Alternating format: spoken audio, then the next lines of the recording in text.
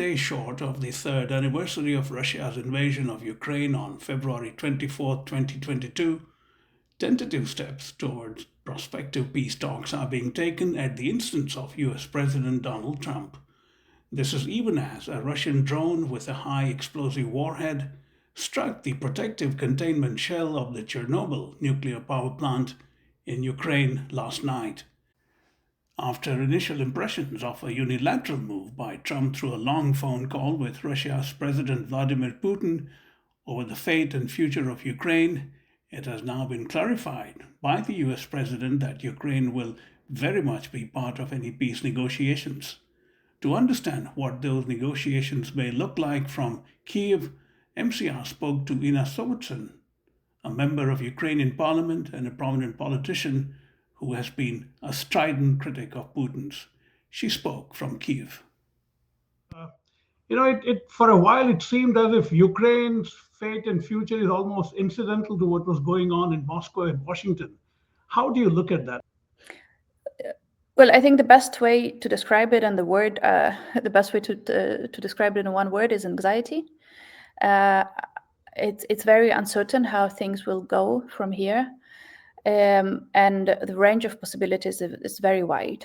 And of course, the main word that has been discussed now is the ceasefire, this peace deal, but it can also go the other way around, and it can go into escalation of the military conflict.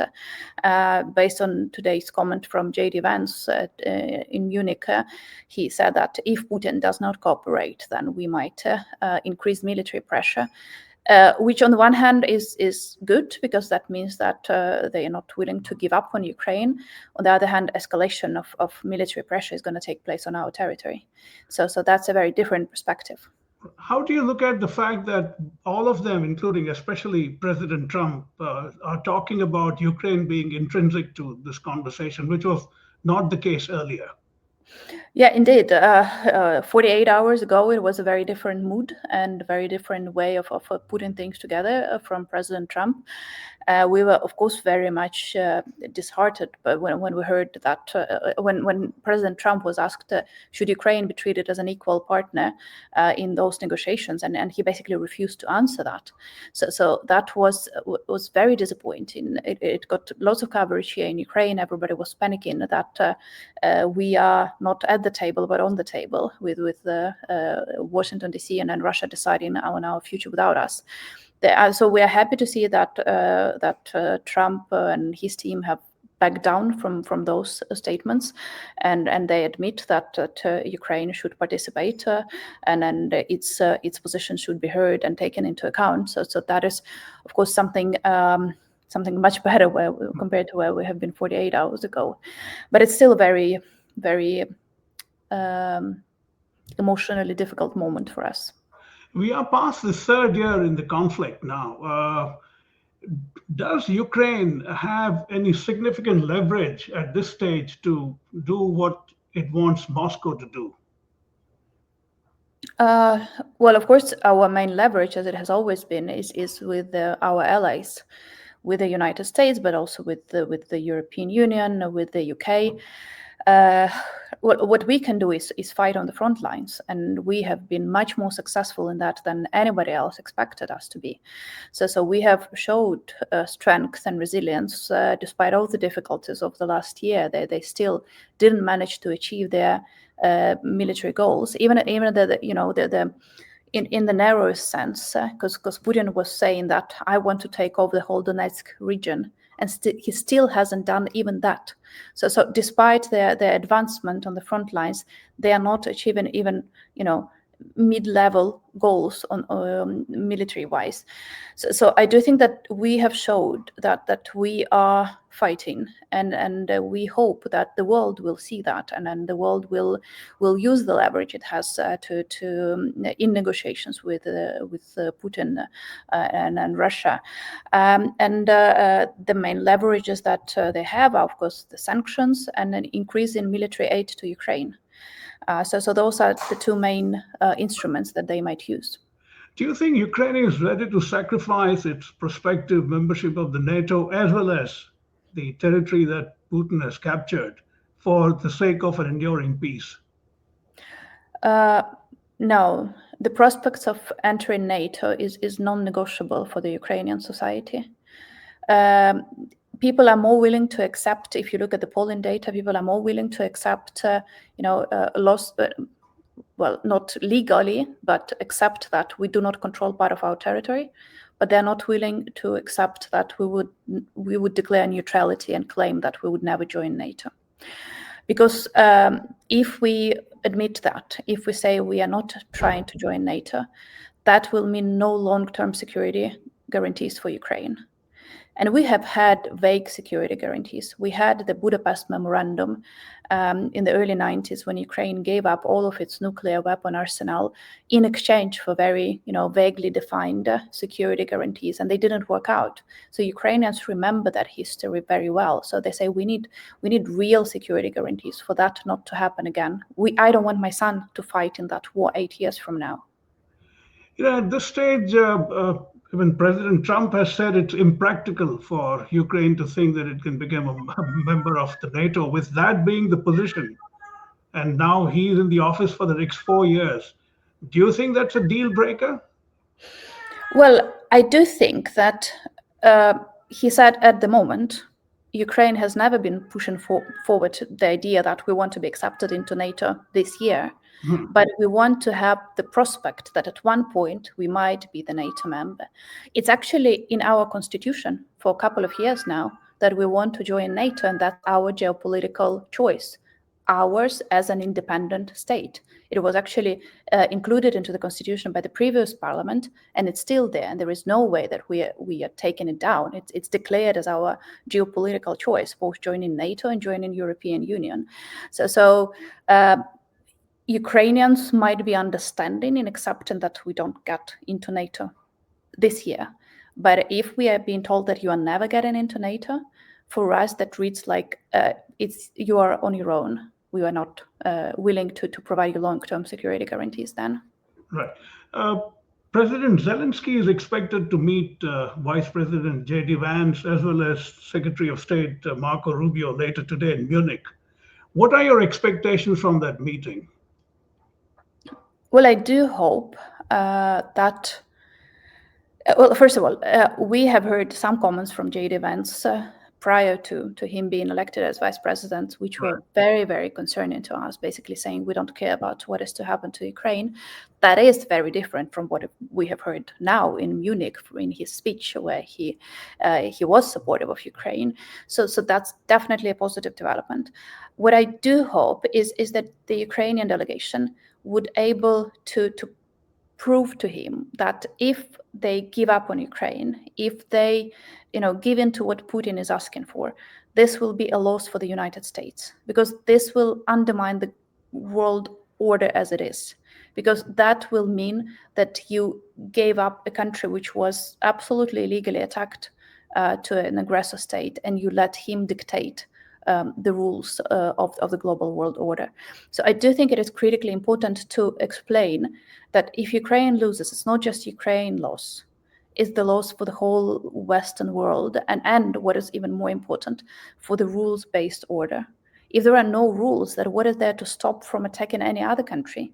That this would lead to many conflicts all over the world. So I do think that it's important to explain that it's in the interest of the United States to continue supporting Ukraine in its rightful fight against this illegal aggression.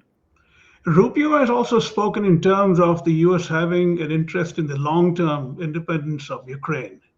Does that reassure you? Well, again, that all those messages we have heard today do give me much more optimism compared to where we have been 48 hours ago, because at that point we were thinking it's done. We are losing, but we have seen that now they are actually they're focusing their attention on Ukraine. They're saying that they will support Ukraine. I do think that there must have been some sort of internal US politics involved as well, because there are, after all, many people in the Republican Party who are very much, understanding who understand the nature of the Putin's regime, who have always been against authoritarian regime in Moscow, and so on and so forth. So I might speculate that this might have had, some role in reframing of the narrative from the administration in DC. Again, I don't know what exactly is happening there, but I really hope that after all, the institutions, including the Republican Party, will help shape the US position on that, not just the will of one individual. At this stage, it pretty much seems like Trump has complete sway over everything. So it is the will of one individual. Unfortunately, that seems to be the case. Well, of course, it's up for the Americans to decide how they want to be run and who they want to run them. But I still think that American democracy is rather strong. And after all, it looks to protect its own interests, but also, after all, on a bigger scale, not without criticism. U.S. foreign policy has had its complications. But I do hope that the better angels of the American soul will prevail. Trump is making a sort of a distinction, separation between Ukraine and Europe when it comes to negotiating with Russia. Is that problematic for you? Well, we are, of course, in different position with Europe. And I actually do think that he's making a legitimate claim when he says that Europe should take over, ensuring its own security. Europe is a rich region. It's not like it's, it doesn't have any money. It just chooses to spend it on other things, not on security. And I do think he's right when he says it is the war on the European continent. So Europeans should really be paying a bigger price for supporting the stability on the continent. So actually, on that part, I very much understand his logic, and it does make a lot of sense, right? I do think that what happened on Wednesday, at least Wednesday, Kyiv time, that conversation with Putin and all of that. And then we have seen the reaction from the European leaders. They made statements. Kaja Kallas, who's the EU representative for foreign policy, and many other people said that this is unacceptable. Ukraine should be treated as an equal member, and Europe should step in. And so I saw that they reacted very, very strongly to the messages from Trump. I hope that will be a wake-up call for them, that they really should step up in terms of their own security. They should make sure they have strong armies, make sure that they produce enough weapons, and so on and so forth. So in that, and while Ukraine, of course, its main job right now, so to speak, in this alliance is to continue fighting. So our roles are different in that way. So I can understand why we are treated separately, because we are doing different things in this coalition. Do you apprehend that President Trump might lean too hard on Ukraine when it comes to concessions to Putin? Is that your worry? Well, that depends, of course, on where you look at and what the goal is. Because, as I mentioned, many Ukrainians are now coming to realization that, for instance, we cannot regain full control of our territory right now. And they're getting more willing to accept that. But they're not willing to accept the legal redrawing of the borderline. So there is a difference there. So I do think that it really depends on what exactly he will be demanding. I very much hope that he will not be demanding the unreasonable things. For instance, one of the demands from Putin's side is to decrease the size of the Ukrainian army. Right. Or to put a freeze on the weapons production. We would never accept that, no matter how strongly, if Trump chooses to support this idea, because that would just be stupid on our side to accept that, because then they will attack again and we will not have the army to protect ourselves. So I really do think that the main non-negotiable point right now for Ukraine is long-term security. Without that, we will collapse, no matter what will be happening, even if if the war stops, but there is no long-term security, people will not be going back home, even though it is problematic even now, but still, economy will not be functioning because nobody will want to invest in the country under threat of war, even if it's not taking place right now. So then we will collapse at the end of the day without those long-term security guarantees. So that will be unacceptable to us, and we'll just continue fighting with what we have.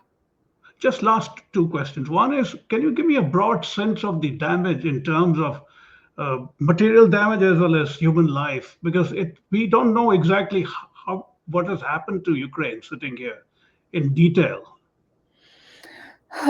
Well, that is difficult to estimate, especially in terms of material damages, because how do you estimate the destruction of the whole city?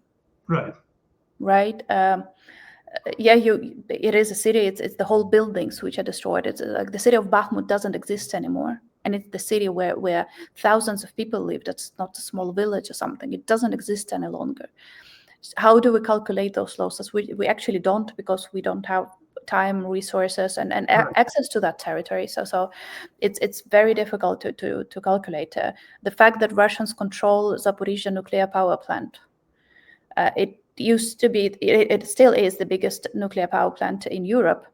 We have lost access to that. We can't produce electricity from that. Again, it's very difficult to measure that. But just to give you a sense, so to speak, this morning we have all read in the news that Russian drone has hit the nuclear sarcophage on top of the Chornobyl power plant. And there was a bit of a panic over here because, well, Chernobyl is very close to Kyiv. It's a bit up north from where I live, and that's that shows us that the damage can be much bigger, and that no one is safe here, and nobody is safe here until this war continues. There are thousands of schools destroyed or damaged, hundreds of hospitals. In terms of lives lost. Again, different numbers are being floating around, but the truth is that, for instance, Mariupol, which has suffered a lot, some people say that 20,000-30,000 civilians died just there. Again, we can't be sure of that number because we don't have access to Mariupol for 3 years now, right? So that is why it is so difficult to estimate. But it's definitely,